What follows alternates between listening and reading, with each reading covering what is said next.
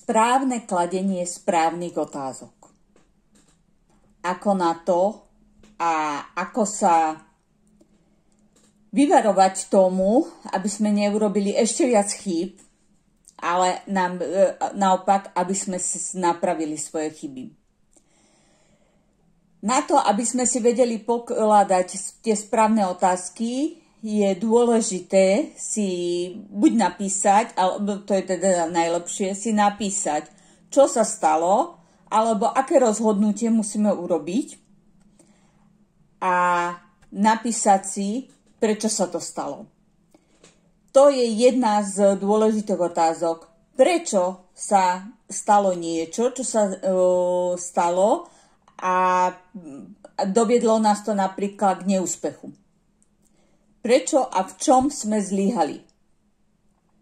Pozrieť sa na to, kde sme urobili chybu, konkretizovať ju, aby sme tú chybu už neopakovali v budúcnosti.